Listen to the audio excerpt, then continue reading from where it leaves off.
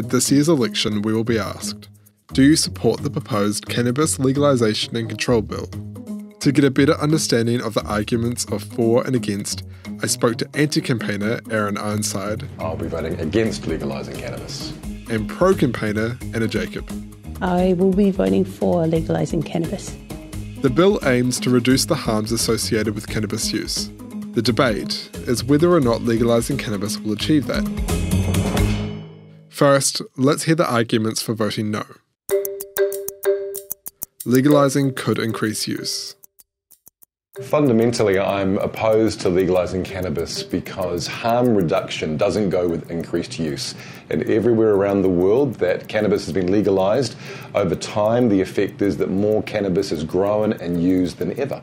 It's actually really hard to draw conclusions from overseas studies. Studies have found both increased and decreased use in countries that have legalised cannabis. Legalising weed might not free up police time. They'll be spending the same amount of time as always, focusing on the same issues that they always have, which is targeting growers and distributors. And they'll need to do that even if a new law comes into play. The police don't waste their time on those who are simply using recreationally. Last year, a total of 15,046 drug charges were made. 3,384 of those charges were for cannabis use or possession. And out of the 754 convictions for drug use or possession only, 309 were for cannabis. Cannabis doesn't need to be legalised to be treated as a health and education issue. It's been presented as a false choice that you can only do one of those. But in actual fact, we often have health and education programs for things that are illegal, like speeding, drunk driving. Those are illegal, and yet we take a health and education approach to those. Decriminalisation could be better than legalisation. Well, we agree that you shouldn't go to jail for smoking a joint. And in fact, if decriminalisation was the conversation, maybe we'd be speaking differently about this issue.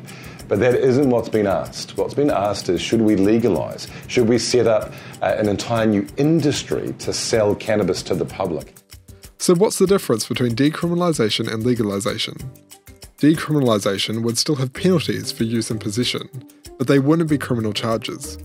Instead of offenders being treated as criminals, they would be referred to health professionals.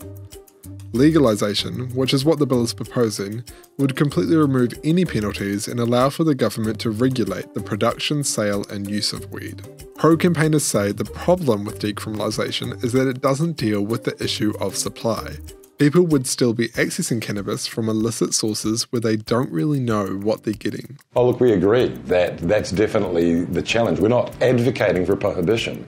We're opposing legalisation because it's worse. So it's true, there are lots of high-potency products out there in the market. So we do need police to continue to target those who are producing and selling these very dangerous products. The black market might continue. And that black market isn't going away.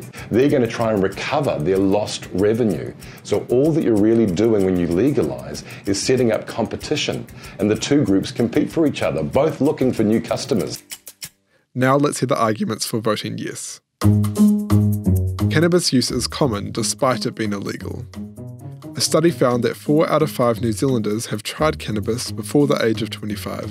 So we know that its use is prolific in New Zealand. What we are doing here is creating some really strong measures around how we use cannabis, which will help to formulate the future generations' attitudes and behaviours towards cannabis.